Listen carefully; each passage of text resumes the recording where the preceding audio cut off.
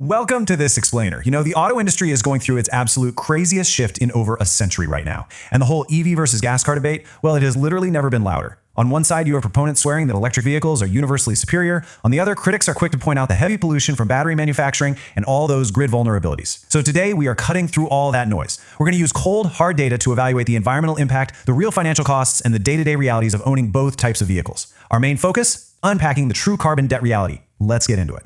Okay, let's just go ahead and address the elephant in the room right off the bat. It's a super common misconception and a wildly debated talking point. This idea that electric cars pollute just as much or maybe even more than gas cars because of dirty electricity grids and the massive amounts of mining needed for their batteries. And honestly, it's a completely valid concern. I mean, when you are digging tons of lithium, cobalt, and nickel out of the earth, it takes massive amounts of energy. So you have to wonder, is this whole green revolution actually just a mirage? Well, to figure that out, we really need to look at the full life cycle of these vehicles. So let's jump right into Section 1. The carbon debt reality. Here's the thing. EV critics actually make a highly valid point right out of the gate. Building an EV battery generates 40 to 70% more manufacturing emissions than building a standard gas engine. That's a fact. When a brand new EV rolls off the assembly line, it actually starts its life deep in what we call a carbon debt. But we really have to contrast that with an internal combustion engine, which runs entirely on unrecoverable fuel. Think about all the petroleum extraction, the refining, the transport, and finally, the combustion. It causes continuous, cumulative pollution day after day. So yes, the EV has a big upfront environmental cost, but because its operational efficiency is so high, it definitely doesn't stay in debt for long. And that brings us to the actual carbon debt break-even point. On a perfectly average power grid, like the typical US or European energy mix, an EV fully pays back that initial carbon manufacturing debt within just 15,000 to 22,000 miles. To put that into perspective, for your average driver, that is only about 1.5 to 2 years of driving.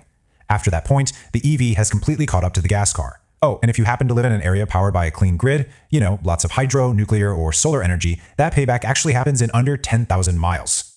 Now, this is a profound concept. We're looking at two totally different aging trajectories here. An internal combustion engine has absolutely zero improvement potential over its lifespan. In fact, a gas car generally gets dirtier as it ages, right? The engine wears out, the emission systems degrade over time. But an EV, it's kind of amazing. It's the only vehicle that actually gets cleaner as it ages, simply because the electricity grid powering it is actively decarbonizing year after year. So, when we zoom out and look at a standard 150,000-mile lifetime, the environmental debate is pretty much mathematically settled. Over its whole lifespan, an EV produces 50 to 70% fewer net greenhouse gases than a comparable gas vehicle. Even when you factor in all that battery mining, the heavy upfront emissions, and just plugging into average power grids, the lifetime CO2 reduction is absolutely massive. Which brings us to another major turning point in this whole environmental reality: recycling. Critics constantly point to battery disposal as this looming global crisis. But get this, closed-loop battery recycling from companies like Redwood Materials and Li-Cycle, they are already recovering over 95% of key battery metals today. That is a real game changer because it dramatically reduces the need for future mining and creates a genuinely sustainable loop. So, all right, we've firmly resolved the environmental carbon debt reality. Now let's pivot, because as much as we all want to save the planet, for most consumers, it really comes down to the wallet. That brings us to Section 2, comparing the true costs.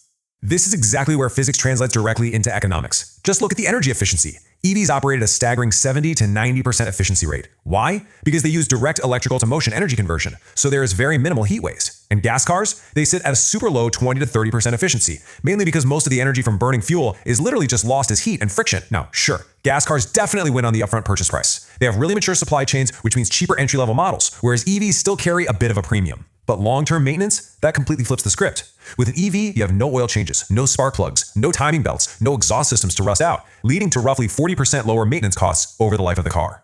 Let's rapidly fire through some of these specific economic wins. EVs are massive winners when it comes to day-to-day fuel savings. Charging at home usually costs roughly 3 to 5 cents per mile. Gasoline, that'll run you about 12 to 18 cents per mile. Plus, thanks to regenerative braking, your brake pads on an EV will last significantly longer. But to be totally objective here, ICE vehicles definitely retain some major advantages. The used gas car market is far deeper and way more accessible if you're on a tight budget. Also, if you buy an EV but have to rely exclusively on commercial fast chargers, your fueling costs can actually rival gasoline, which completely wipes out those per mile savings we just talked about. So here is perhaps the single most critical financial insight you can take away from this. The convenience and the economic advantages of an EV drop substantially if you cannot charge at home or at work overnight. It's absolutely crucial. Public fast charging rates can easily match or even exceed the cost of gas. That makes home-level charging the absolute primary enabler of EV economic superiority. Basically, if you don't have a driveway or a dedicated charging spot, the whole math equation changes entirely. So how do all these numbers actually feel from the driver's seat? Let's look at Section 3, Day-to-Day Driving Dynamics. For urban and suburban commuting, the EV is the undisputed king. You wake up every single morning with a full tank, you get that fun instant torque, near silent operation, and a great low center of gravity. You literally eliminate gross gas station visits from your routine entirely. Though, you might miss the convenience store snacks. However, for highway, long haul, and heavy towing, the ICE vehicle firmly maintains its edge. Towing heavy loads can slash an EV's real-world range by a massive 40 to 50%. That turns a smooth road trip into a pretty annoying series of frequent, mandatory 30-minute charging stops. Furthermore, extreme cold weather rapidly degrades EV battery range, whereas a gas engine simply uses its own waste heat to comfortably warm up your cabin. And of course, infrastructure maturity plays a massive role in the daily experience. While high-speed charging networks are expanding at an incredible rate, if you live out in a rural area, charger reliability and broken units are still a very real, very annoying friction point. A gas car offers a dense, reliable, global network of stations where a fill-up takes maybe 5 minutes tops no matter where you are. The EV infrastructure is definitely getting there, but for now, it just requires a bit more planning. Okay, so we've looked at the environmental carbon debt, the financial matrix, and the daily driving dynamics. It is time to synthesize all this data. Section 4, the final verdict. Looking at all the data we've covered, the source material gives us this incredibly objective verdict, and I'll just read it directly. If you can charge at home and primarily commute within 250 miles of daily range, an EV is objectively the superior choice today. If you frequently tow heavy trailers or reside in areas without reliable charging access, a hybrid or IEC remains a practical bridge option. It hits the nail right on the head, perfectly balancing the undeniable life cycle efficiency of EVs with the very real practical realities of today's infrastructure. So, what does this all mean for us? Well, we've seen that the carbon debt is very real, but it's completely erased in just 2 short years. We've seen the incredible energy efficiency, but also the strict prerequisites of home charging and the current limitations of heavy towing. The data is crystal clear, but ultimately the final choice is deeply personal. So, based on your own daily mileage, your local climate, and your access to home charging, which reality fits your driveway? Thanks so much for joining me on this explainer. Keep questioning, keep learning, and I'll catch you next time.